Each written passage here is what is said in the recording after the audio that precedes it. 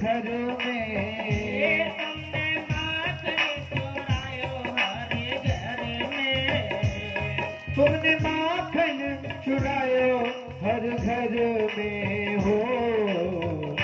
भक्तों के बिकता तारे, बनवारी श्याम गिरधारे। बिकता तारी गिरधारी श्याम बनवारी, गिरधारी श्याम बनवारी।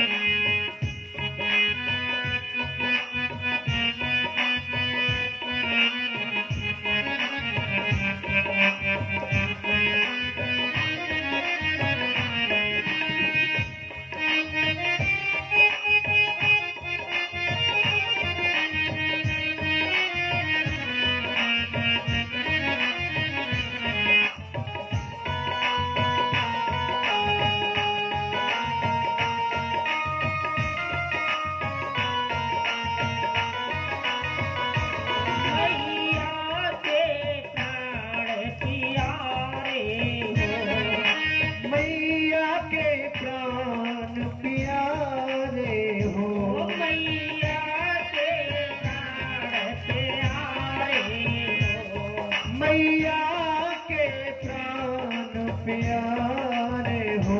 बाबा की आँख के तारे हो, बाबा की आँख के तारे हो।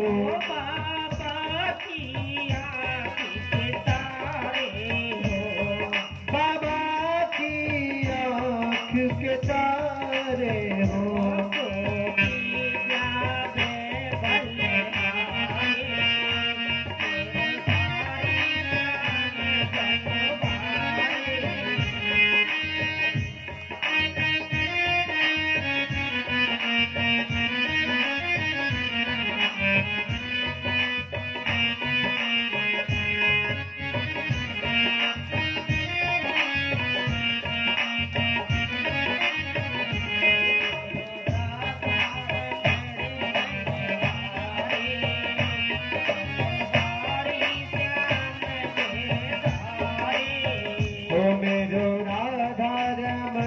गिरधारी गिरधारी श्याम बनवारी, ओ मेरो राधा रमन गिरधारी, ओ गिरधारी श्याम बनवारी, ओ मेरो राधा रमन गिरधारी, ओ गिरधारी श्याम बनवारी। जय जय श्री राधे, जय जय श्री राधे श्याम। एक मोड़ा खोल लेकर भगवान का नाम है, किसी दुश्मन का नहीं है, हाँ?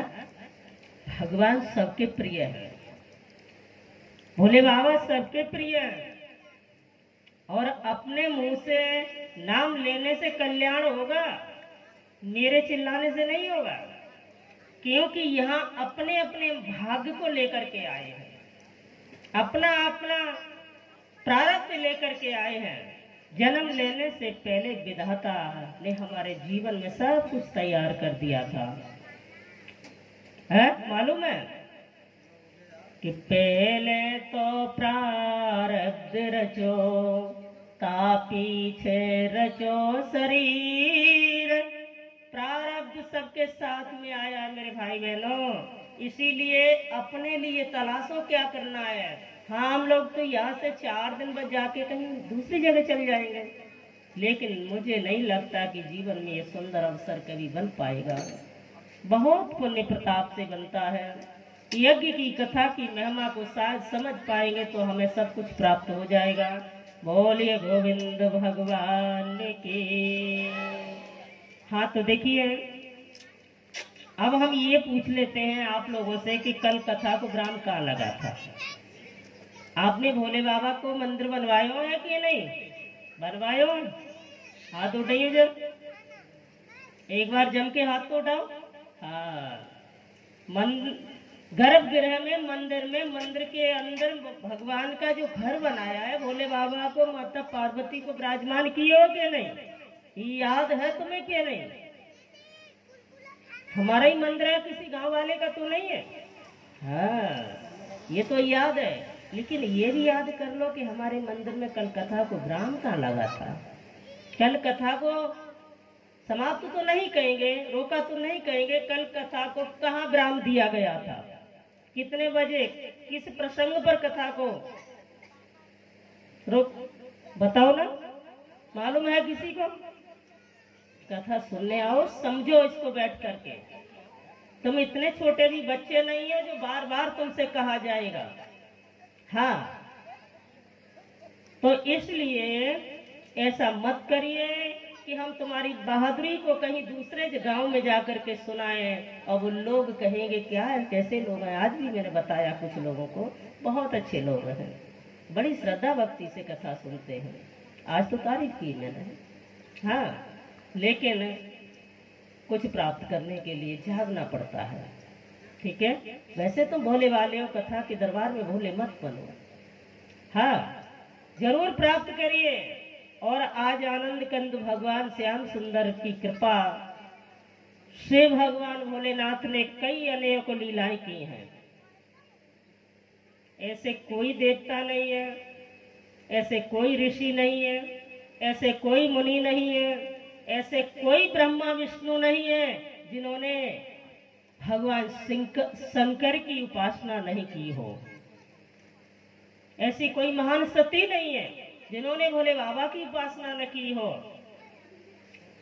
और ये हर और हरि में कोई अंतर नहीं है मेरे भाइयों। कल तुमने एक धतूरे की कथा सुनी थी, वो किसकी थी? भोले बाबा की।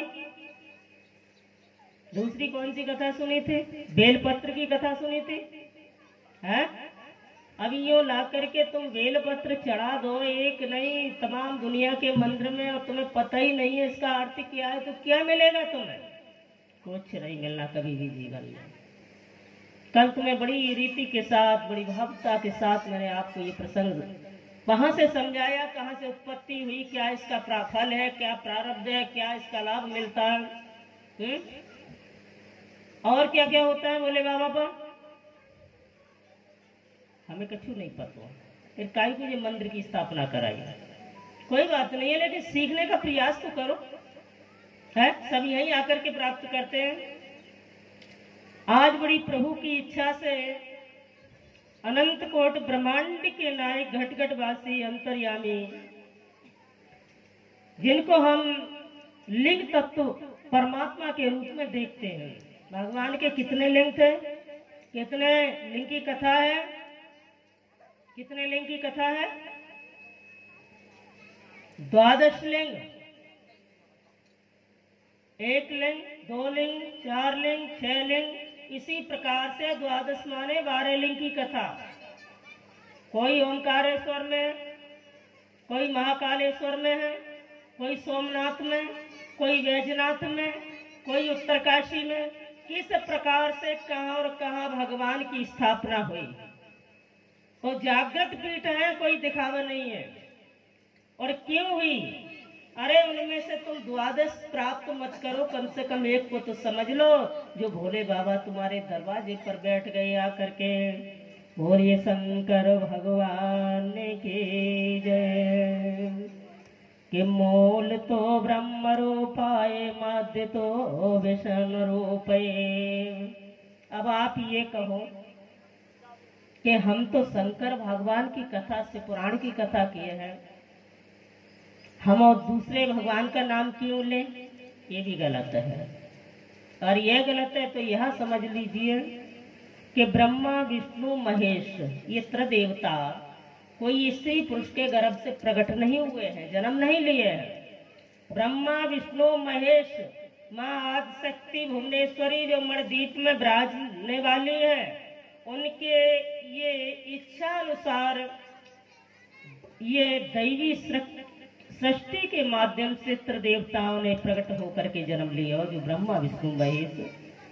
क्या देवी सृष्टि का अर्थ क्या है?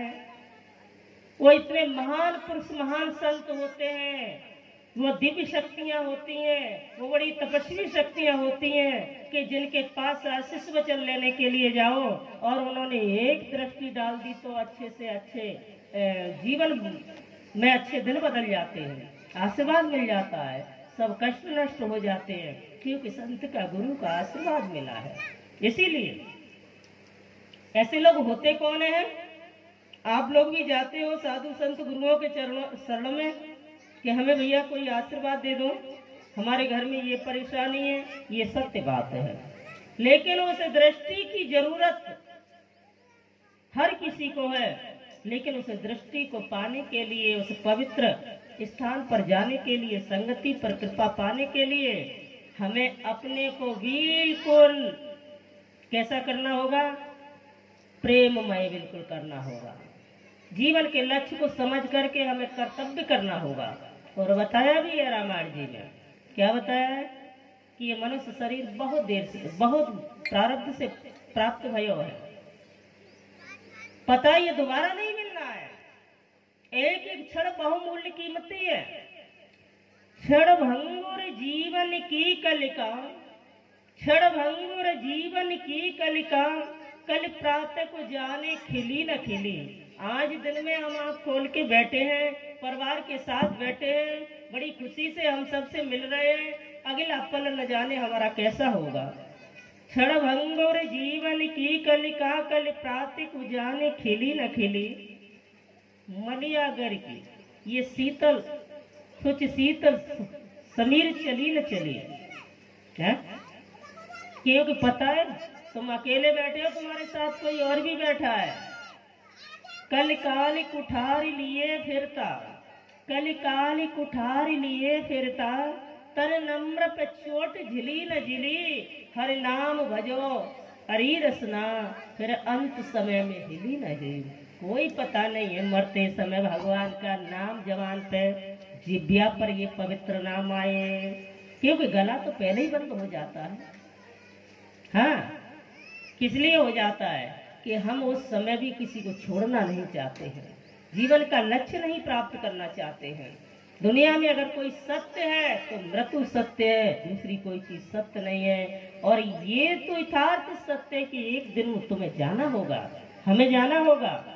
जिस दिन सज धज के वह शहजादी आएगी, वो निश्चित रूप से ले जाएंगे, इसलिए उसकी भी तैयारी कर लीजिए। अभी तो बहुत सजना पड़ता है, कथा सुनने आते हैं और भी कोई काम करते हैं, रिश्ते नाते संबंधियों में जाते हैं, लेकिन ये जब वो वहां से बुलावा आएगा तो सजने का एक पल भी नहीं मिलेगा, कोई मुहूर्त भी नहीं होगा, कोई समय भी नहीं होगा।